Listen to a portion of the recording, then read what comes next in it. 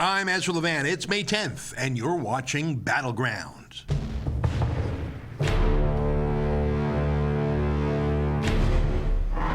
Hello and welcome back to Battleground. It's what we do every weekday at 12 noon Eastern Time. It's a 1-hour live show. I kibitz a bit, show you some video clips or other things I've been following. And you can watch or you can tell me what you think on the side panel of the screen, as you can see. You can write any comment you like, but there are too many for me to get to all of them. So if you want yours to stand out, for a couple bucks, you can do what Google calls a super chat comment. A couple bucks or $5, or some people even chip in 50. It's all up to you. Your comment will be in a bright highlighter that I will see out of the corner of my eye and immediately read. Anyways, I want to start with some incredible news. It has been an amazing week for Donald Trump. Literally moments ago, Trump tweeted that 5 very senior ISIS commanders have been captured. Apparently, they were lured into a trap by an app on their cell phone. That's a 2018 story, isn't it? And I can't help but think that Donald Trump just captured 5 senior Islamic terrorists, and Barack Obama, didn't he release, was it 3 or was it 5 Taliban terrorists in exchange for a traitor named Bo Bergdahl, who literally walked off his base to go defect to the Taliban? Just the latest in stark contrast between Barack Obama, President 44, and Donald Trump, President 45. That's an amazing day in an amazing week. Last night, or more accurately, this very early morning at 2 a.m. Eastern Time, Donald Trump and the First Lady Melania Trump went to meet a plane of hostages coming back from North Korea. And I'll play you a clip in a moment, but I just want to tell you why I think that's so fascinating. We've talked about this before. I mean, most of the time a negotiation happens in a negotiation. That is, the parties sit down and they go back and forth and they compromise or they trade or they make demands. But here, North Korea has released the remaining American hostages, prisoners, political prisoners, whatever you want to call them, before the meeting even happens. When you are making concessions just for a meeting, you know that it's a strong, strong bargaining position for Donald Trump. How opposite from the way Barack Obama, or frankly, George W. Bush or Bill Clinton negotiated before him. Anyways, enough talk for me. Let's watch a clip of Donald Trump and the hostages returning from North Korea.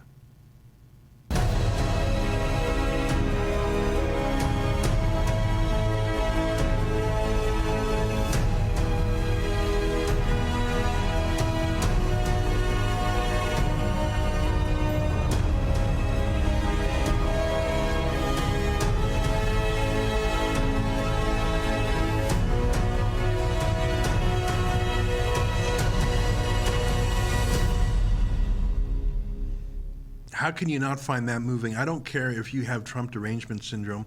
I don't care if you're a Democrat. How can you not find it beautiful that 3 captives were redeemed? The fact that it was at 2 a.m. and Donald Trump went to visit them and greet them personally is very symbolic, of course, and it was quite momentous, and it gave it a very dramatic flair, which I think is very appropriate. It also harkens back to an ad that Hillary Clinton ran. I think it was against Barack Obama. So I'm thinking I'm going back to 2008 now. She had a campaign. I mean, remember, Hillary Clinton ran for president more than once. I don't know if you recall. She ran, of course, against Donald Trump for the presidency, but she ran against Barack Obama in 2008 for the nomination, and she lost. And she had an ad saying, "Who do you want to answer the phone at 3 a.m.? Who's got the kind of gravitas?" Well, it was Donald Trump up and at him at 2 a.m. last night, wasn't he? And it's Hillary Clinton, who famously sleeps about 12 to 16 hours a day, constant napping. And if you doubt me on that, we'll do a show where I show you the access to information documents that show just how nap-oriented Hillary Clinton was, so much so that her own staff called her a championship napper. So the fact that Donald Trump was there, sharp, energized, ready to rock and roll at 2 a.m. for that momentous event just shows you Donald Trump has got the energy. It's not just Donald Trump, of course. He's one man. A lot of the success of his administration has been because of his appointees. And, of course, his recent appointment of Mike Pompeo to be Secretary of State and before that CIA Director. I want to show you the contrast between the reality of President redeeming captives and the fake news media, because it is so intense. The difference, the contrast between the reality of Donald Trump and what his Trump derangement syndrome enemies have to say is so shocking. Let me show you the New York Times. The New York Times. Let's put that up on the screen here. So this is the New York Times. I'm sorry, I can't say it without laughing. At a key moment, Trump's top diplomat is again thousands of miles away. And look at that picture with his mouth open there, looking a little bit chubby and not exactly. Of course, do you think that picture of Mike Pompeo was chosen randomly, or do you think it was just some goofy guy? Is some goofy guy? And the New York Times, the smartest people in America, that Mike Pompeo, he's not even. Well, you know where he was, people. He flew to North Korea to bring the hostages back. He personally went to North Korea to ensure and oversee that they got on the plane. He flew there just to bring them back and fly them back. That's not a comfortable journey from the United States to North Korea and back. I have no idea. They probably stopped in Hawaii, or maybe they stopped in Guam or something. I don't know the route, but that's not a direct flight. So the New York Times was outraged. What? It's this important moment of this North Korea deal. Where's Mike Pompeo? He's going to rescue hostages, but thanks for trying, New York Times. Just incredible, eh? I wanted to show you that because literally everything the president does, the first response and criticism by the mainstream media, you absolutely cannot take it to the bank. You just cannot. Because it's either a false planted story. I mean, for example, it's hard to believe that Stormy Daniels' lawyer is still on TV literally every day on CNN. And the latest, and this was revealed by the Daily Caller, is that he said some Russian or some Malaysian payment to Michael Cohen, Trump's personal lawyer, $4 million or whatever it was. Michael Cohen took a secret payment of $4 million, and here's the bank records. Yeah, you know what? There's a lot of Michael Cohens out there. I went to school with one. I mean, there's a lot of Cohens, and Michael is a pretty common name. Avenatti had the wrong Michael Cohen. The Michael Cohen he outed was a Canadian, actually. And the Daily Caller showed just how junk reporting that was. But my God, they salivated over that story. Raises the question, of course, how did a porn star's lawyer get a hold of someone's confidential banking records, too? I mean, I have no idea about this Canadian Michael Cohen. He says he's completely unconnected to Trump or the other Michael Cohen. They just have the same name. I mean, there's probably 50,000 Cohens in the world, and there's probably 1,000, I don't know, hundreds of them named Michael Cohen. I went to school with a Michael Cohen. You can't just say all the Michael Cohens are Trump's lawyer. I mean, some might even say that's a bit of an ethnic stereotype or something. How do you get the bank records of someone like that? If you happen to be named Michael Cohen, and who knows, there's so many Michael Cohens out there, one of them might be watching right now.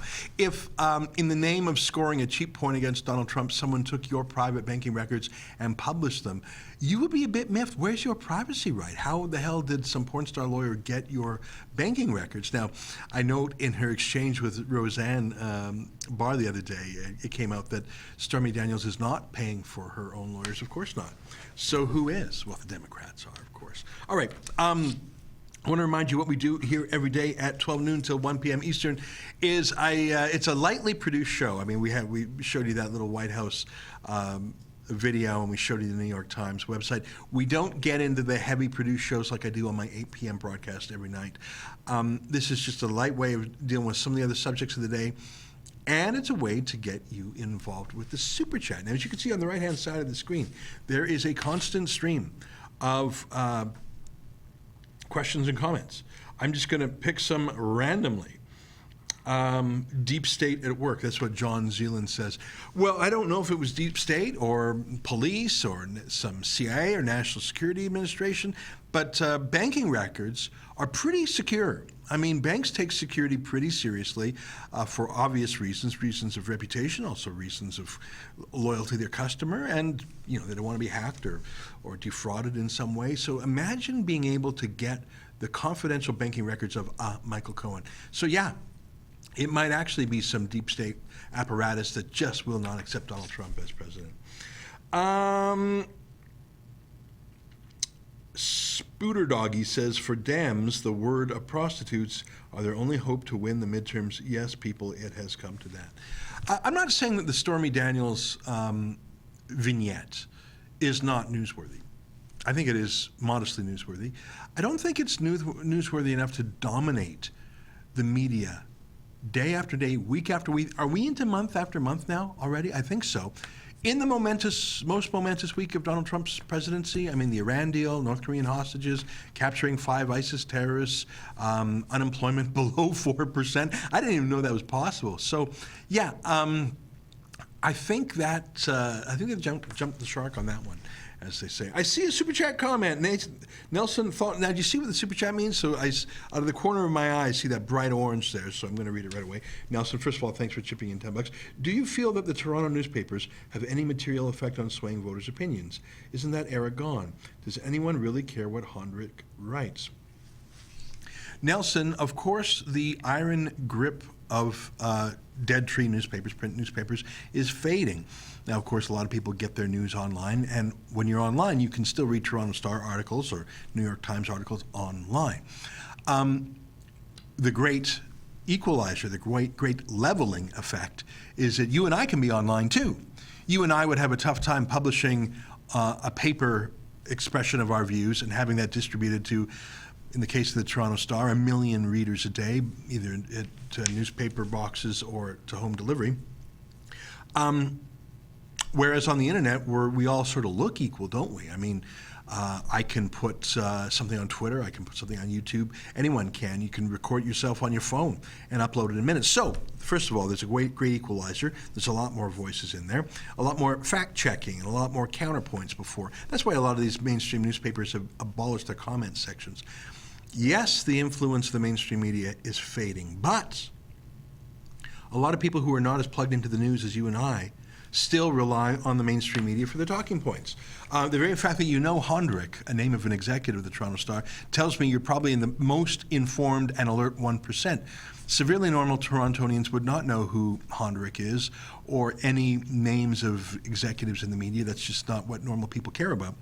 And I should say this great liberation of the minds of the public has come about because of social media, and in reaction, social media has tried to plug the holes by cracking down on conservative points of view. It was social media, for sure, that gave Donald Trump the 2016 presidential election, and before that, the Brexit vote, which is precisely why Facebook, YouTube, Google, Amazon, all these companies are cracking down on dissident voices.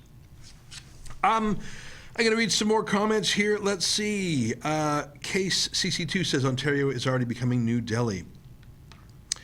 Well, let me say one thing about New Delhi. I have not been there myself, but I do know it is the capital city of the world's largest democracy.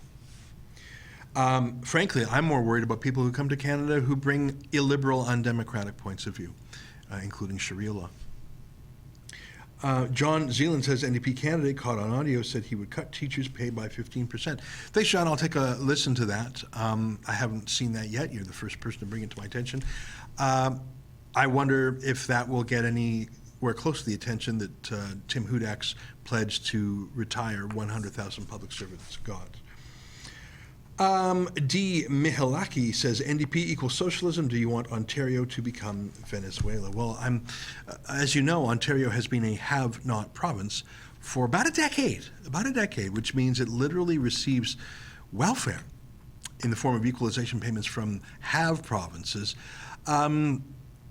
When you deindustrialize on purpose, when you shut down one of North America's best and cleanest coal-fired power plants just to make a political point, when you erect hundreds of hideous, expensive, unenvironmental wind turbines. Do you think you can make a wind turbine without burning coal? You cannot make steel without burning coal. Do you think those visual blights actually pay for themselves either economically or in terms of an energy balance? Of course not.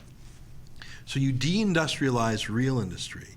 You subsidize through crony capitalism the fake industry of, let's say, wind turbines.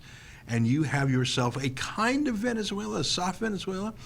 But Venezuela itself was more characterized not just by socialism, but authoritarianism and nationalization of assets. And I think you're starting to see a little bit of that in Alberta. where Rachel Notley is now talking about nationalizing the pipeline projects. I'm going to read one or two more comments, and then I'm going to move on. We have some more news stories of the day, including from our friends Project Veritas, just some amazing work they've been doing. Zero Sternritter says, terrorism is part and parcel of living in a city, quoting Sadiq Khan, the mayor of New York. That is, mayor of London, excuse me, London, England. That is exactly what he said. And he said that sort of like a shrug. Oh, well, you know, that's the price of London being a great city. London has been a great city for centuries, and it has never before accepted brutal attacks on civilians. It's just part and parcel, that was his words, of being in a big city. In fact, when attacks on civilians were the norm in the Battle of Britain and the Blitz, Churchill marshaled the country towards war. He didn't say, yeah, well, that's part and parcel of living with Nazis. You know, they're going to do that. What are you going to do? I think a lot of people don't know, or if they knew, they've forgotten that Sadiq Khan, before he became mayor, he was an activist lawyer, including for families of terrorists, not terrorist victims, but terrorists. So, of course, he's sympathetic, or at least gentle on them. One more comment, and then I'll go to our next news story of the day. Graham Peasy says, soon Alberta will be a have-not province. Yeah, I mean, it's, of course, all relative. I mean, other provinces are being devastated quickly, so Alberta started so much higher, it needs to be brought low for a long time to be a have-not province. But, yeah, I mean, Trudeau, Gerald Butts, Catherine McKenna, Rachel Notley, John Horgan, they all agree Alberta's oil patch needs to be retired sooner or later, or as Rachel Notley's former chief policy advisor on the oil sands said, leave it in the ground. So yeah, that would definitely turn Alberta in a have-not province. Check the clock, it's 12:17, we're about 1/3 done. If you want your comment to stand out for sure, feel free to click in and with a super chat comment. That basically just means it stands out. Costs you a couple bucks, or we had a fellow who just tipped in 10. That, of course, just goes straight to our costs here at The Rebel. We are not sponsored by the government in any way. We don't get $1.5 billion a year like the CBC does, so every dollar helps. I want to move on to a great video out of the United States from our friends at Project Veritas. We were talking about fake news media, real news media. In Canada, it's just awful. In America, CNN and the New York Times have become parodies of themselves. And I think it's fair to say that a lot of the mainstream media in the States are just playthings of billionaires. They're not profitable. They're just a way for some rich kid to have a seat at the table in politics. Of course, it's Jeff Bezos, the by most measures, the richest man in the world, if you're excluding tyrants like the King of Saudi Arabia. Jeff Bezos, the most wealthy person in the world, owner of and controller of Amazon, worth about $100 billion. He bought the Washington Post as just having a chip in the game. Of course, Bezos, as you know, has a $600 million data services contract with the CIA, so he has a real stake in things. He owns the Washington Post. That's why Donald Trump calls it the Amazon Washington Post, or the Bezos Washington Post. New York Times is also owned by a billionaire, formerly the richest man in the world. Carlos Slim is his name. He is a Mexican oligarch.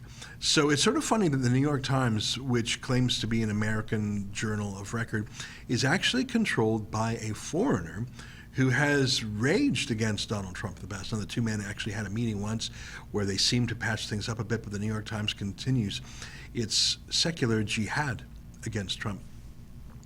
The one thing that I always remember, and I always say to conservative politicians, whether it's Doug Ford in Ontario or Jason Kenney in Alberta, I always say, however much politicians are despised, never forget that journalists are much more despised. In every poll I've ever seen, especially in the United States in the last few years, people hate the media. Not just disagree with them, hate them, distrust them. That's why Trump and his, a nickname only works if it sticks, and it only sticks if it rings true, right? Low energy Jeb Bush. People said, yeah, he is sort of low energy. Little Rocket Man. Yeah, it wasn't his best work.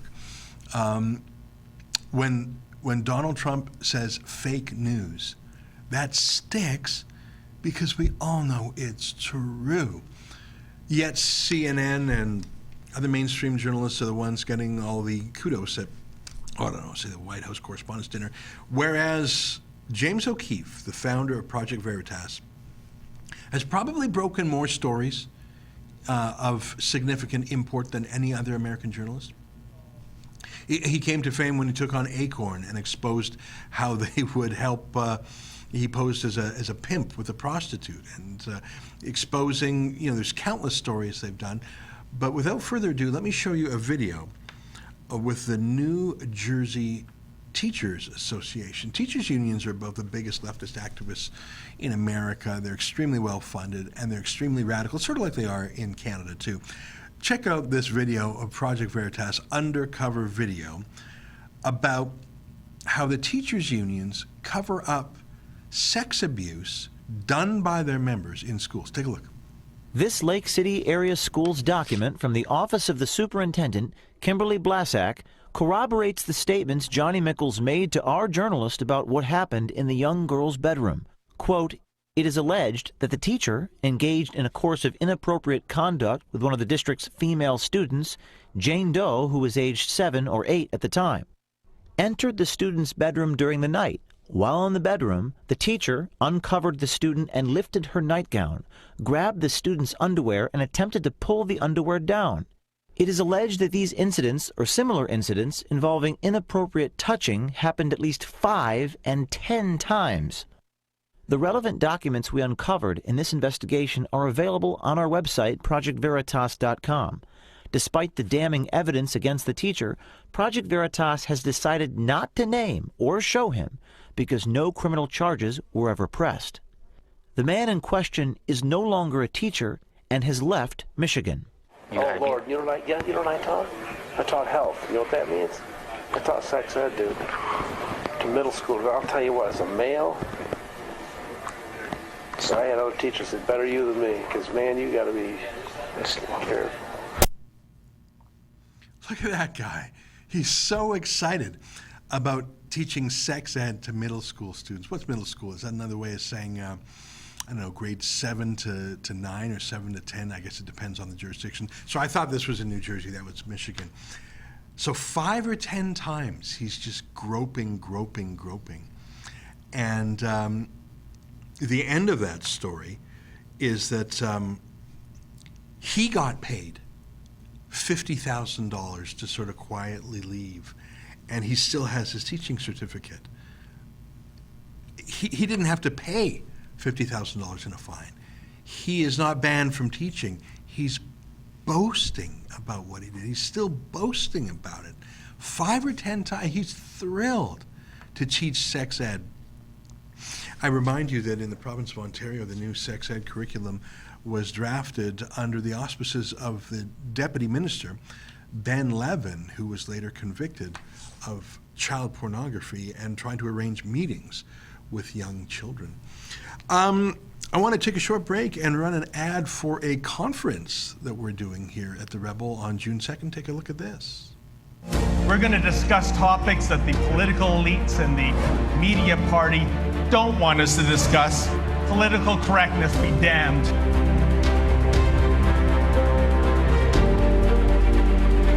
Passion isn't enough of a principle to guide the world by. Perhaps we are in better touch with the pulse of the country. We are in this fight with you, and you're all in this fight together.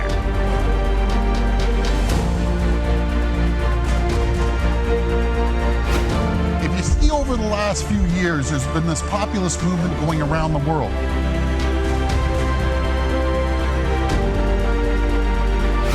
That's the status of the left at this point, is I don't know if you're The Onion or the New York Times. Postmodernism is a sophisticated philosophy. Now, it's wrong, but it's deeply wrong. We're simply people with another point of view.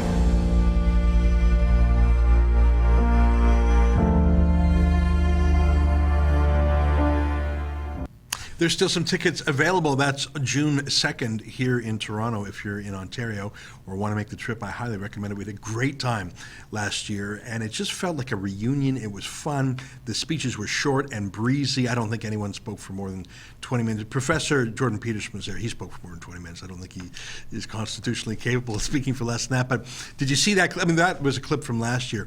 It's amazing where some of those folks have gone on. I mean, Jordan Peterson is now the #1 best-selling author in the English language, and Doug Ford, well, he's just weeks away from being the next premier, if the polls are any indication. Just a reminder what we're doing, because it's 12:25. We're half done today. I like to, every noon hour, just have a kibitz with you live. Just sit down. I have some notes in front of me, some video clips or whatnot, but it's not a highly produced show. I try and take some comments. For example, Rhaegar Targaryen, I'm guessing that's not your real name, says, dude, I just saw Jordan Peterson on the clip. I almost spontaneously cheered out loud at work. Isn't that the truth? I mean, there's a guy who has been fighting the fight and been building up for about a year and a half now. And so many times he could have said, this is too much hassle, I'm tired, I'm not going to do it. And the reason he might have considered doing that is because he was under threat. I mean, right now he seems large and powerful and wealthy and independent, but don't forget a year and a half ago there he was a professor at the University of Toronto being threatened by the deans, and the threats were not fake. You might recall that he used to get a grant from the Social Sciences and Humanities Research Council, which is a Canadian government grant for professors. For 20 years he's been getting that grant, and after he starts saying the wrong politics, the grant was cut off. Even though as a professor, he has an outstanding record. So he was being punished, he was being marginalized, he was being threatened, and he didn't bend the knee. He did not bend the knee. And he could have, and it would have been snuffed out like a little puff, like, you know, when a candle goes out, there's a little bit of smoke, but then you forget about it. Instead, he chose to burn.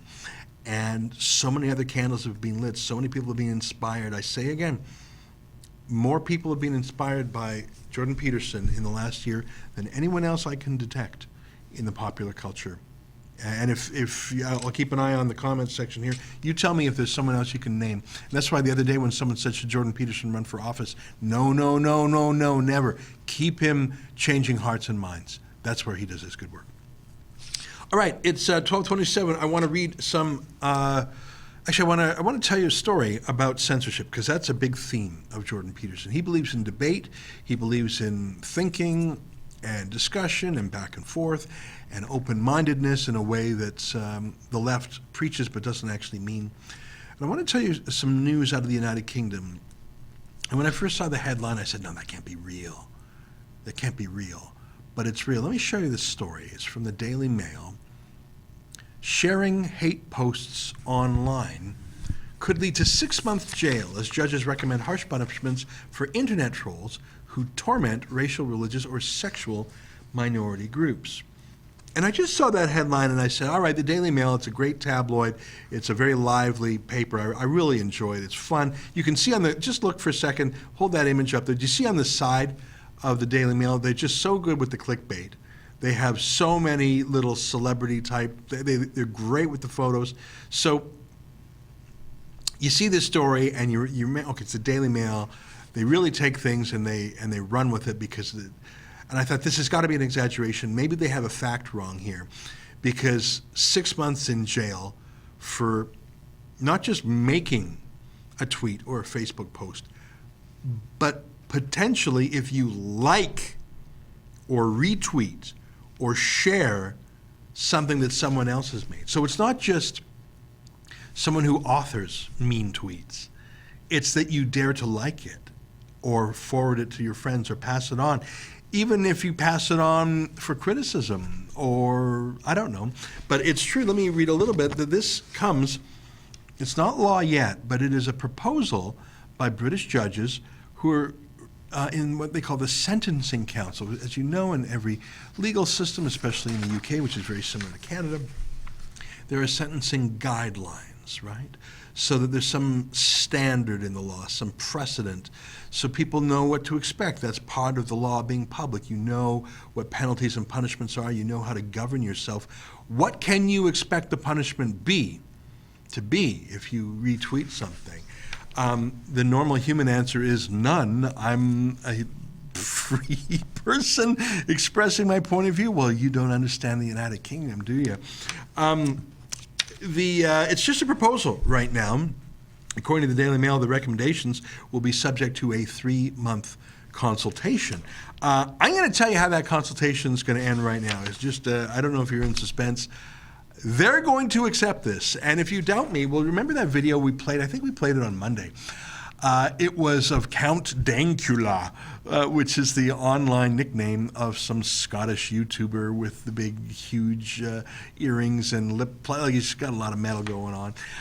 He was a real counterculture guy. He was the kooky guy who trained his wife's dog to put its paw up when he said Heil Hitler. It was a really weird joke. He was trying to make this cute little dog do the ugliest thing he could think of. I mean, it was a practical joke that he spent way too much time and effort on. And it's a little, I mean, it's creepy, but you've got to see the humor there. It is possible to make a joke about Hitler, by the way. I think it is probably possible to make a joke about every single subject. And he made a joke, it was a practical joke, and he was nonetheless prosecuted criminally and convicted. And he could have been sentenced, but the judge merely fined him £800. Now, he says he will not pay that fine, and he intends to appeal. But I tell you the case of Count Dankula, which we've discussed before, just to say that it is an absolute certainty that these sentencing guidelines will go through. And the United Kingdom, which is currently under a massive crime wave, I was reading a stat that every 90 minutes in London, there is a stabbing attack, sometimes with great machetes. And, gun crimes, it's almost, it's not quite Chicago style over there yet, but the UK has been officially gun-free for decades. Well, the criminals didn't get the memo. Acid attacks, too. They're really making, that's the thing, you take away the guns and move to the knives. It's too funny, but it's sad. UK police, I follow about 10 different UK police Twitter accounts, just out of curiosity. Bedfordshire, Cambridgeshire, Met Police in the UK have different accounts. I follow them on social media because they're so ridiculous. I follow accounts of some, if you're like me, you follow a range of accounts on Twitter. You follow a lot of comedy just for, a little bit of levity. You follow people across the political spectrum. You want to know what the enemy says, right? So, it's always good to hear the other side. Once in a while, they get it right. I follow British police because they are so absurd. Because they regularly tweet threats to people who have wrongthink. And the latest shtick out of the UK police, and I say again, I follow them on Twitter. I'm not making this up. I'm not taking it secondhand even from the Daily Mail. I follow a half a dozen UK police forces on Twitter because they will post a picture of a gardening tool that they have seized as part of their crackdown on crime. And they're so absurd. Remember that case of the guy who put bacon outside a mosque? That's not a very friendly thing to do because, of course, Muslims don't eat pork. I'm trying to think if someone were to leave a big ham outside a synagogue, because Jews aren't supposed to eat pork. I'd say it's pretty weird and stupid, and if he vandalized something, I might be mad. But he was sentenced to prison. Bacon? For bacon? For a bacon crime? Well, you send a guy in a prison for putting bacon at a mosque, he's going to wind up dead because the prisons in the UK are run by Muslim gangs. In the States, they're run by various gangs. In the UK, they're Muslim gangs. Tommy Robinson himself told me what it was like when he was in prison various times.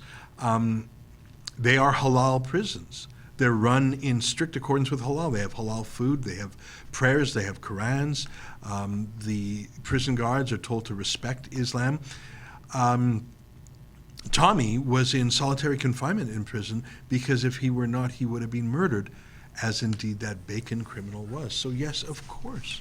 Yes, of course. The amount of effort being put, because it's easier to arrest someone for a Twitter tweet than to arrest someone who caused that Twitter tweet because they were part of a rape gang or terrorism. If you have millions of Muslim migrants, a not insignificant proportion of whom morally support Sharia law, and tens of thousands of whom literally support violence. I mean, 23,000 jihadis are being monitored in the UK. You cannot monitor 23,000 people. When you have that many people who are actually a violent threat, and when you have hundreds of thousands or even millions who morally support Sharia law, that's too big a problem for police to solve.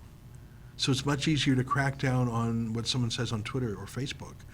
And you arrest someone for tweeting something. You arrest a Scottish YouTuber for making a Count Dankula video.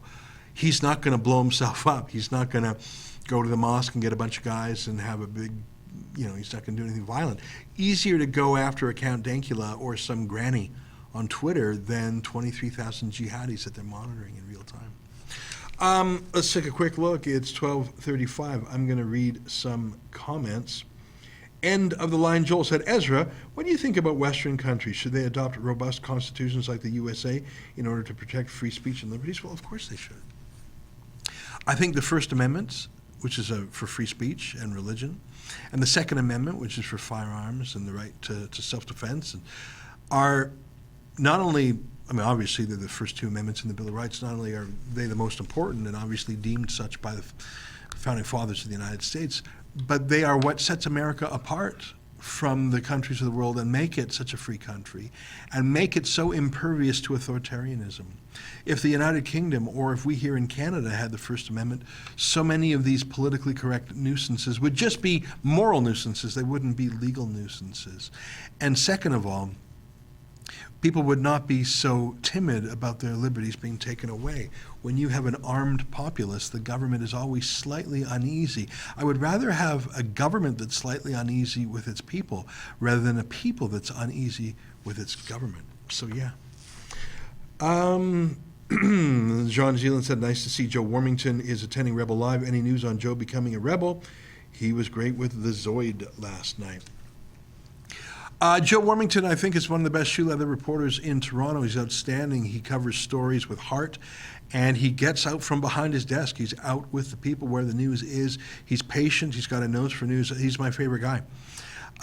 He happens to work for the Toronto Sun, and I'm sure he's happy where he is because he does great work, and I'm sure they pay him appropriately. I'm just guessing here.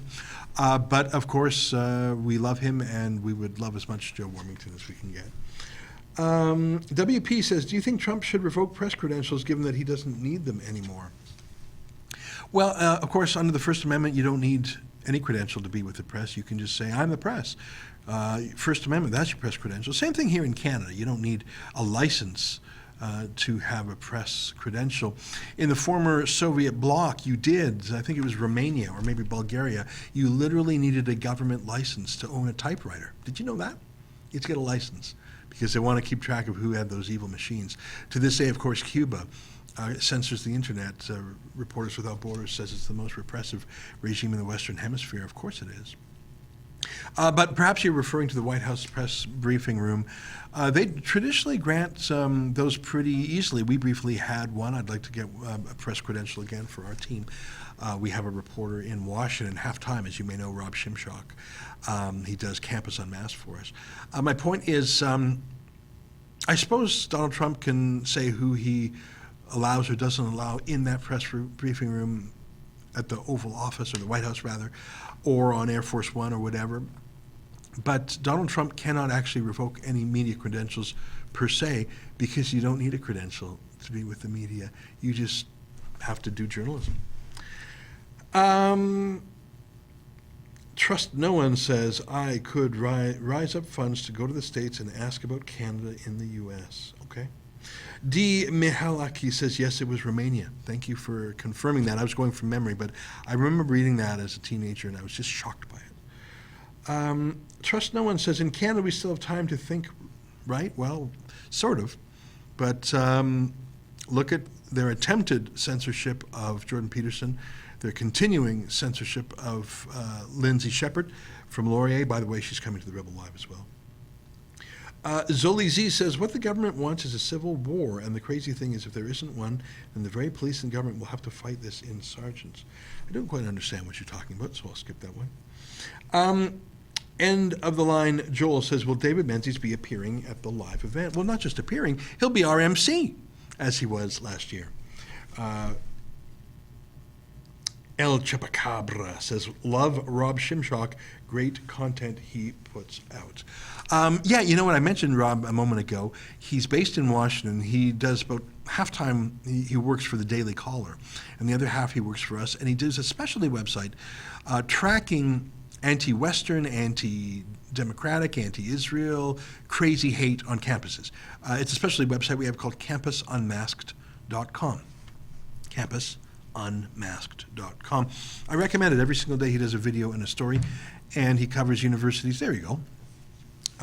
Look at that main story. Prof calls largest police union fascist. That's an example of the kind of stories he does. Prof ordered to apologize for elevator lingerie joke. Muslim student hopes Hamas tortures Israeli soldier slowly. Have you ever been to this website? It looks pretty cool, don't you think? Antifa group suggests burning police. Feminist scholar ties pelicans to racialized sexual violence. Yeah, I don't understand that either. A professor threatens student over. Anyhow, you get the point. Every single day there's a story there, just on the craziness of our campuses in Canada and the United States. I think it's a great website. End of the line, Joel says, good website, thank you. Island Ariel says, what happened to Gorka? He was doing daily videos for us, but he's gotten so busy, so he's doing them less frequently. But I know we did some on Syria. I'll have to check in because I've never seen anyone busier than him. He's just always going to conferences and stuff like that. I know that he said he was unable to keep up the pace that he originally, he was doing daily videos. That's so much. And they were really intensive videos, if you remember. So hopefully he'll stay in our orbit and do them more occasionally. And we regard him as a friend and an ally. I think it was a little bit unrealistic to expect him to do a video every single day, especially with the comprehensiveness that he does. It was like a professor's lecture every day. It actually takes, even though his videos were, let's say, 5 or 10 minutes, I'm sure they took him hours to do. One more comment. Justin Trudeau Cringe channel says, oh yeah, the media went out of there to say he wasn't Muslim and called him a white man. I think you're talking about Alec Manassian, the the van attacker suspect in Toronto. We've been talking about my friend Joe Warmington, and I'm going to talk about his new story in a minute. But first, we have one more ad about our first documentary. Take a look.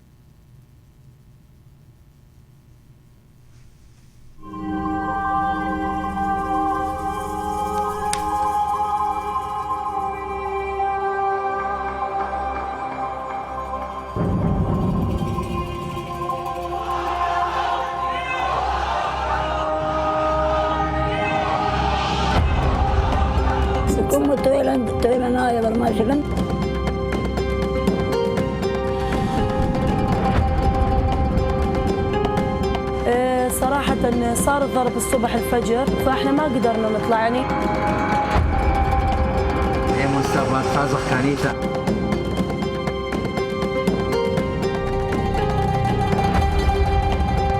يعني قالوا تأسلمون يخشون الإسلام. لا.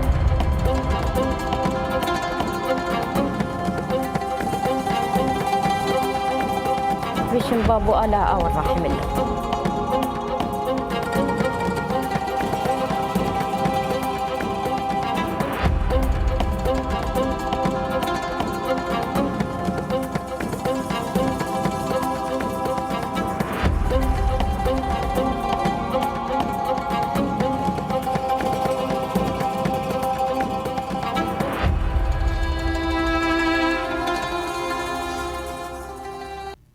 Hey, welcome back. I was just looking at some comments there while we were showing you the ad for our Iraq documentary. There's one I want to answer from Zoli Z, who said, Ezra, did you hear about anything about the Russian companies who were indicted on the whole Mueller madness now entering pleas? Yes, I did.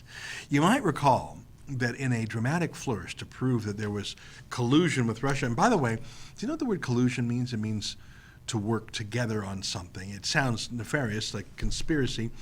But it's conspiracy to do what? Conspiracy to commit a crime, right? I mean, that's what a conspiracy is, people getting together to do something bad. Simply conspiring together or working together or doing something together is not a crime in itself unless what you're conspiring to do is a crime, right? And so the phrase collusion, I challenge you to find it in any law. It's not a crime. So it was a political hunt, and Mueller needed to show something. And so he indicted a dozen Russians who he said were internet trolls. And I'm not quite sure what the crime of that is, to have propaganda on Facebook, because everyone is propaganda on Facebook, and the Democrats and the Republicans have propaganda on Facebook, and some would say the Rebel is propaganda, and the Rebel would say the CBC is propaganda, and you could use the word fake news. I think fake news is in the eye of the beholder. I, by the way, don't dispute that Russia engages in disinformation and propaganda online.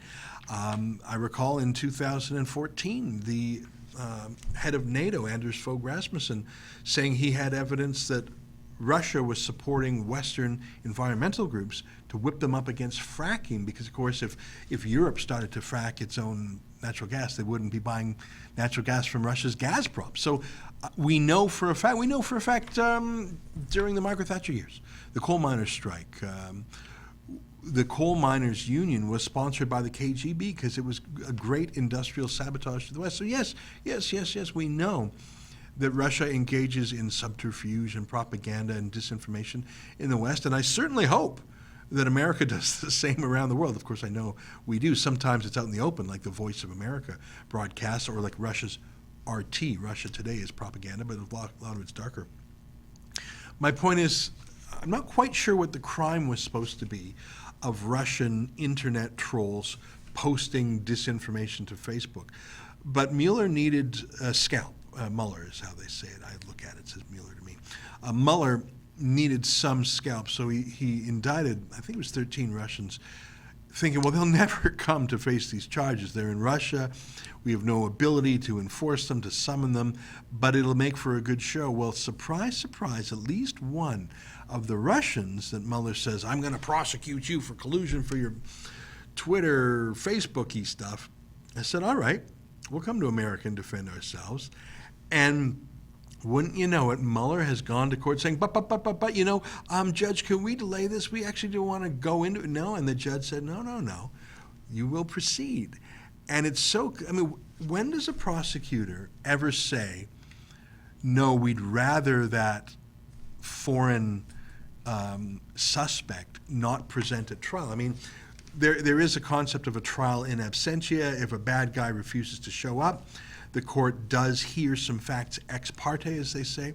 But when have you ever heard in history of a prosecutor laying charges against someone very, very far away, and when that person says, all right, I will come to your jurisdiction and submit to your court, and I will meet the case against me, isn't that when prosecutors say, whoa, that's amazing, the alleged criminal is coming to court. We had no chance of arresting him and bringing him here. There's no way we could send the FBI just to pick him up from Moscow. Oh my God, he's coming. So yes, that's extremely interesting.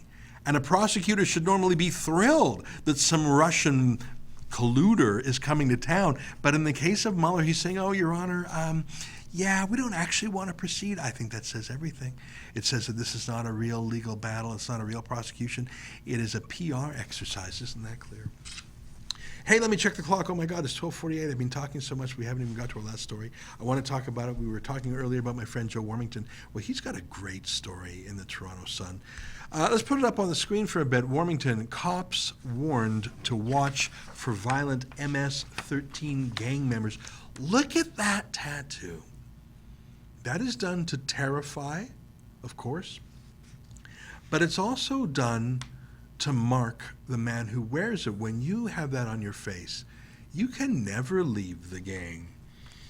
MS-13 stands for Mara Salvatrucha. I got to look up what that means. I'm probably pronouncing it wrong, but that is a gang in El Salvador. It's just overrun the country in a way that the mafia never managed to overrun Italy, by the way.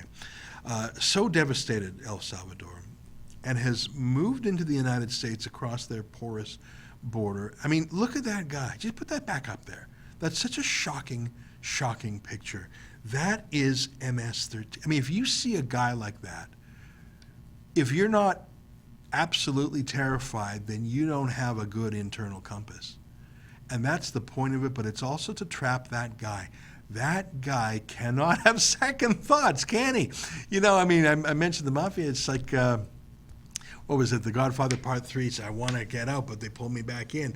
Yeah, when you got a face tattoo like that, you can't leave. You're in it for life or till death.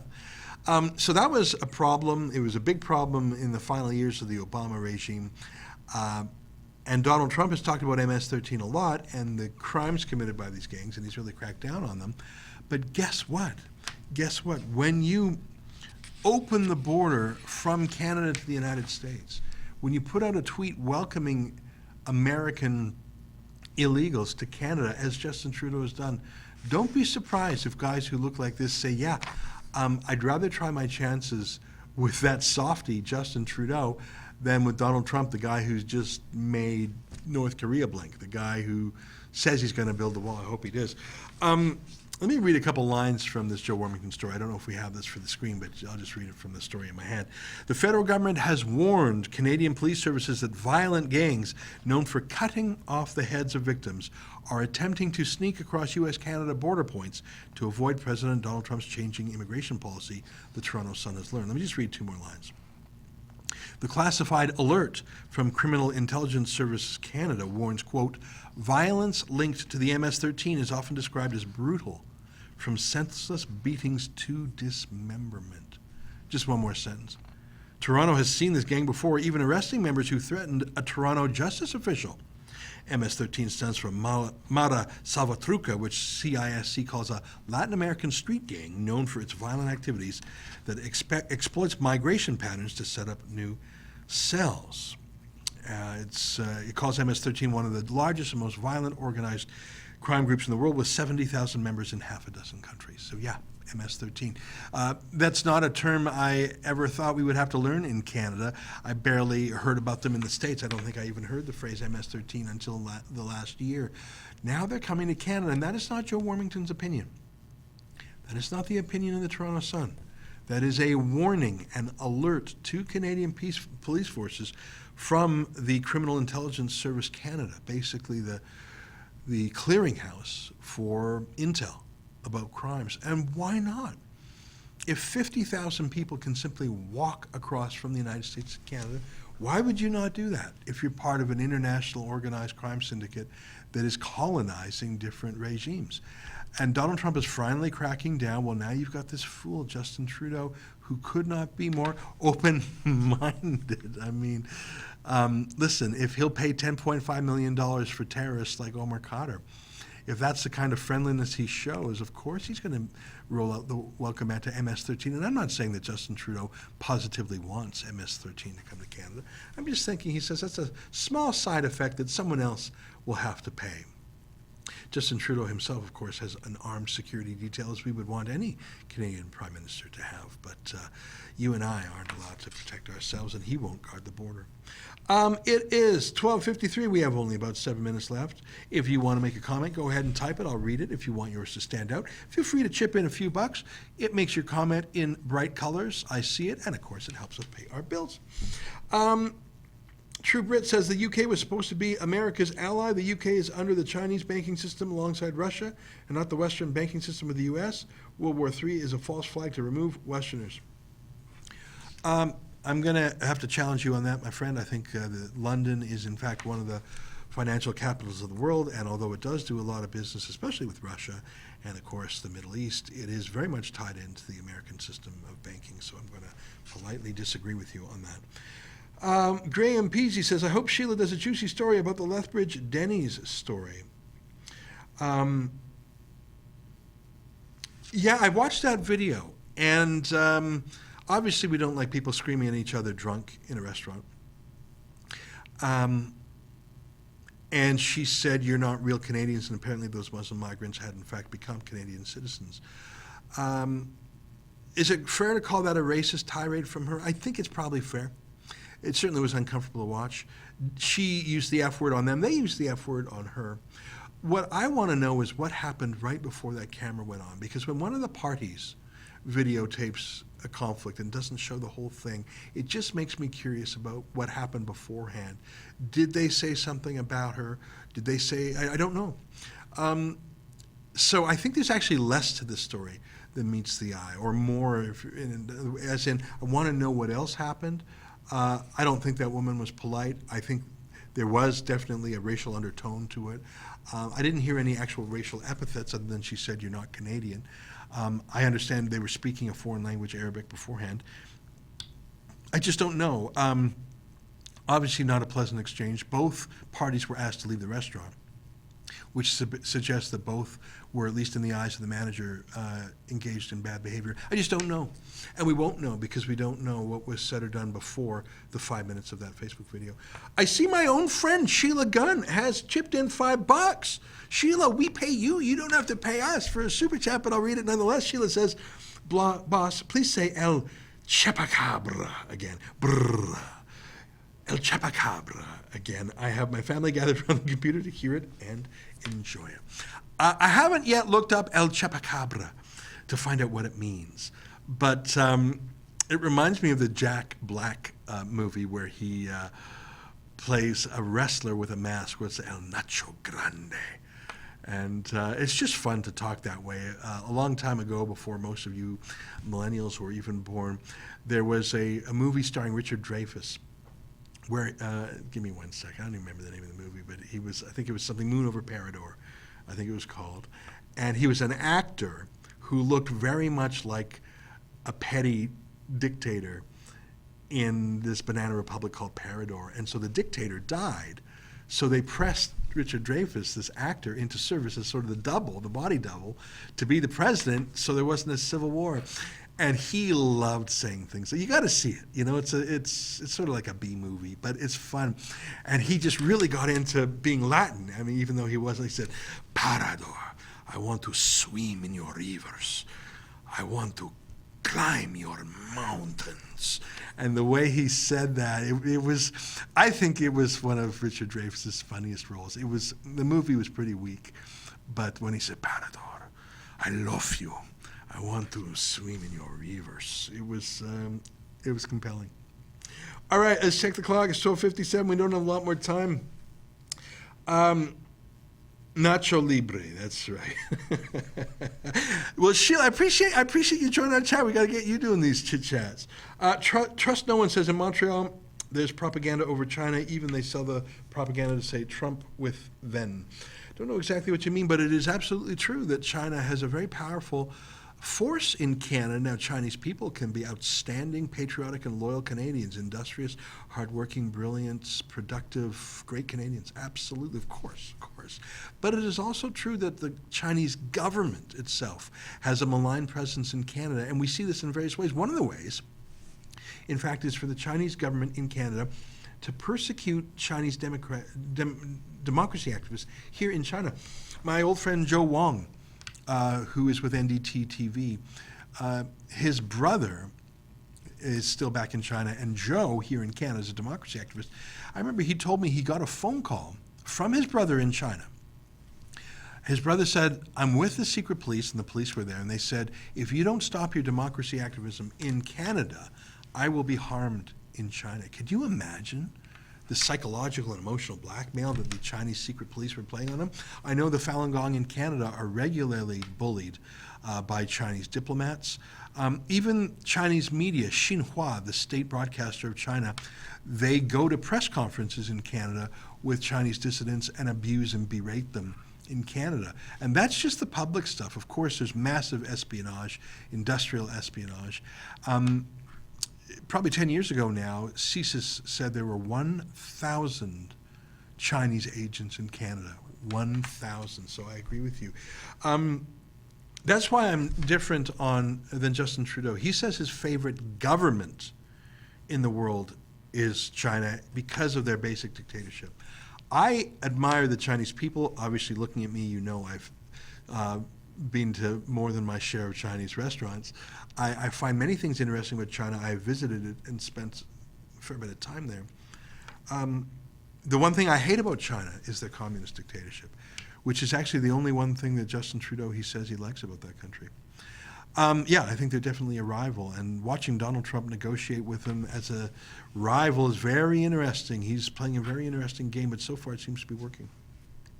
I see by the clock on the wall that it's 12:59. Time goes quickly. I'll be back tomorrow. We do this every day from 12 noon till 1 p.m. Eastern. We just kibitz. You can make comments on the side. I play a few videos, read a few stories. That's it for today. I'll be back at 8 p.m. when I have a story. Actually, it's about my friend Sheila Gunn Reid. If you care about free speech, you'll want to tune in. That's at 8 p.m. tonight Eastern Time. If you want more information about the rest of our shows, go to therebel.media/shows. Until tonight at 8, and again tomorrow at this same time for our live Super Chat. I'm Ezra Levant. Goodbye. Keep fighting for freedom.